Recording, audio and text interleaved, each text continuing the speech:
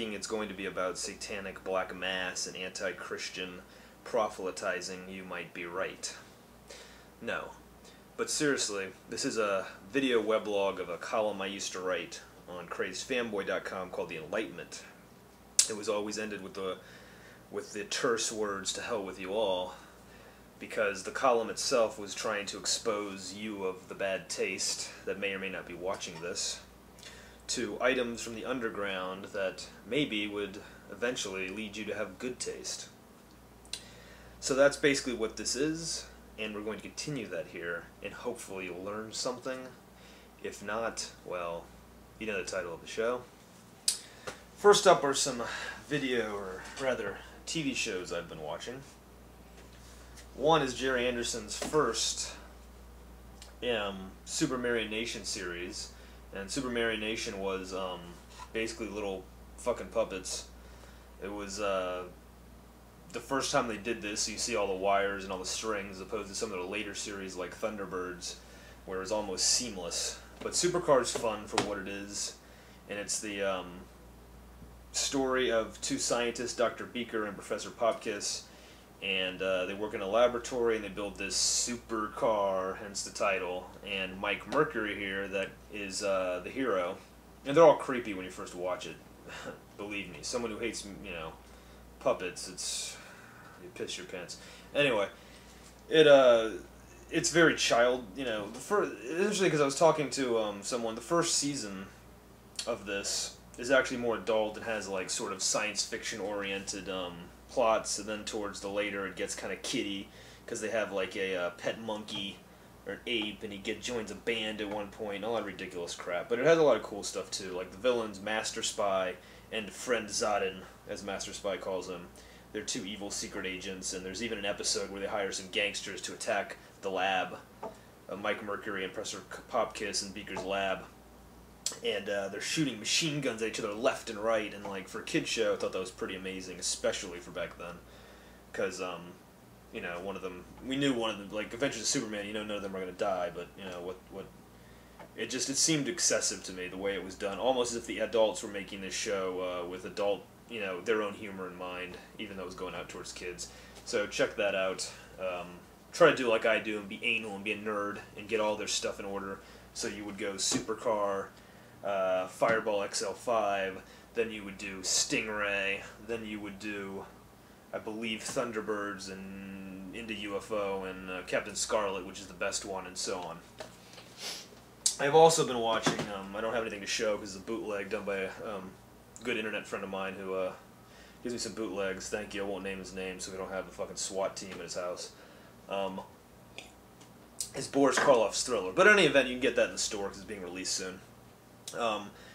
Thriller was started out like a crime procedural. It was a TV show, weekly, hour-long. Crime procedural slash Hitchcock wannabe. But they were all good, even back then, when they were just doing the crime stuff. Even though I'm calling it wannabe, they had big-name directors on it, like Ida Lupino, probably one of our greatest female noir directors, if not our only. And, but later in the season, they started getting into the horror stuff, with Boris Karloff himself even playing in some episodes, so I thought that was cool. Pigeons from Hell is an amazing episode. If you see that on YouTube, if you get it bootlegged, you buy the whole series, make sure you don't skip over that one, because you'd be missing out on one of the best things of all time, you know. Best episodes of 60s horror television that I can think of, besides, you know, some of the stuff on Twilight Zone. But even then, it was just terrifying. And like Twilight Zone, unlike Twilight Zone, I mean, their hour episodes work better than when Twilight Zone tried to do the hour. In any event, check out Thriller. It's got Boris Karloff.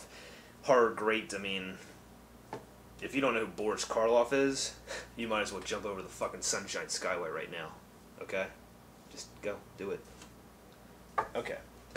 Up next is the music portion. I've been listening to a lot of garage rock lately. Not that this is anything new to me. I've listened to it for years, but maybe some of you are too fucking dumb listening to Lady Gaga and all that poser bullshit. You need to go back to the originals. And not to say there weren't poser bullshit in the 60s, but none of that's on here. Lenny Kaye's Nuggets, my friends. This is the fucking shit. This is where punk rock started, besides the rockabilly stuff, which we'll get into that in a minute. But this is the cream of the crop. Loud, crazy, wild, organ, fuzz tone guitar. This is the shit. Disc 1 in particular, which was the original, the CD1 of this set, and I don't have the LP because, I can't get my record player to work except to play my Blues 78s, but the CD suffices on here, and it's the original compilation he made with people like the Standells, Electric Prunes, the Knickerbockers, the Vagrants, the Seeds, and one of the best tracks on here is, You're Gonna Miss Me by the 13th Floor Elevators. I mean, if you don't know who they are, you need to get this right now. Check it out. It's just the best stuff you'll hear.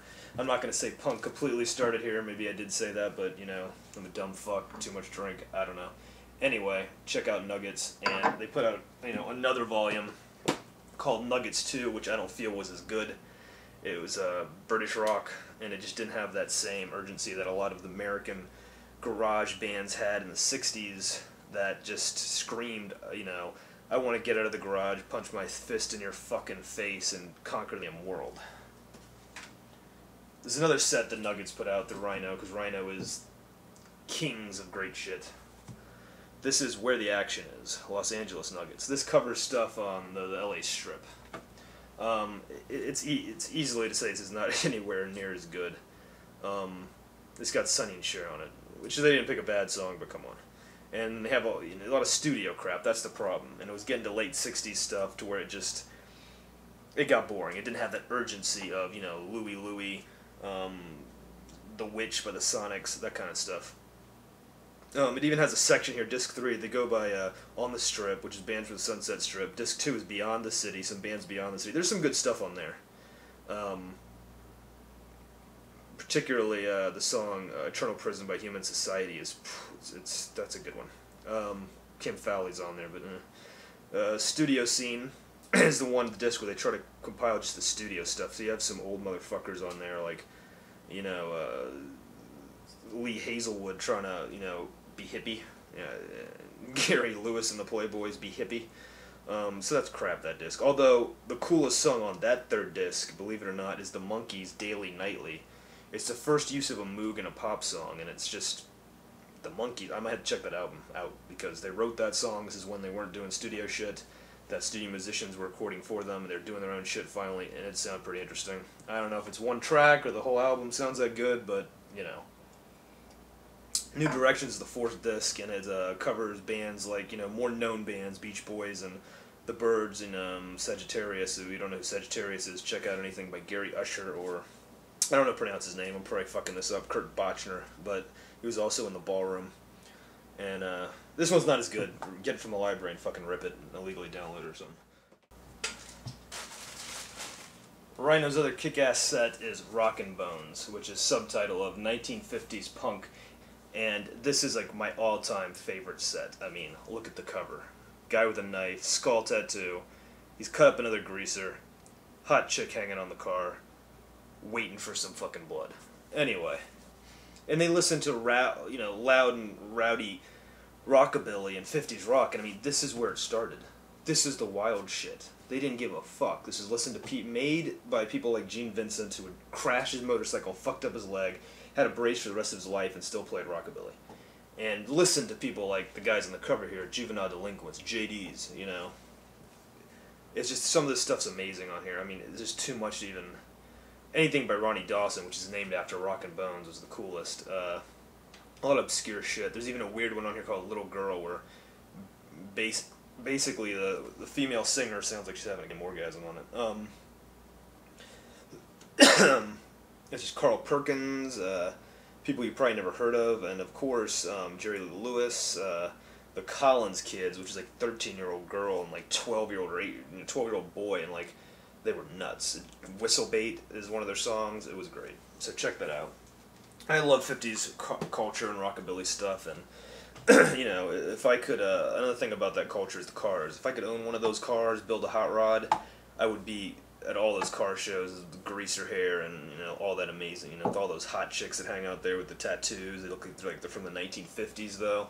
It's an amazing scene, and it's melded in with punk. The look of it is melded with punk and 1950s stuff, and it's just really cool, and the cars are awesome. If I could afford you know, a 1950s Chevy of any kind, you know, painted flat black with flames. It'd be awesome. But the best they can do is one of my favorite magazines, Car Culture Deluxe. It's got the women in it, it's got the cars in it, a lot of cool articles. The back of it even has, they do music reviews of new rockabilly bands or new box sets of rockabilly. This is the shit, Daddy-o. Check it out. You know, this is what I try to do. I try to give you these things. You can go with them, or you can go, you know, you can listen to Nuggets, or you can listen to your new Nickelback album, or Hell Yeah album. Who, by the way, the guy from Pantera is part of that? What the hell is that? I found that out the other day. It's just like, get the fuck out of here, you know, just, you're done. Hell Yeah, it's an awful band. It's like Nickelback mixed with, like, Pantera, basically. It sounds awful. So you know what, I try to give you these things, and you can take them and do what you want.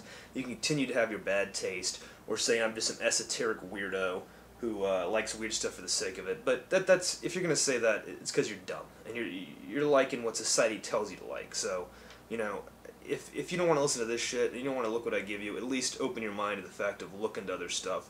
Go into record stores if you live in Tampa, like Vinyl Fever or Bananas, and just looking beyond the box, because that's what... You know, that's what it's about. Living in a rigid, you know, what they tell you to like, that's bullshit. That's not how to live. So, and it's not the best art. You'll find the best art is not what is in the theaters where they tell you to like. The best art is the stuff you got to search for. It's the gold. It's the thing they all strive for. It's originality, and that's all there's to say about it. If you don't like that, or you don't want to do anything with that, you know what? Got one thing I always say: to hell with you all.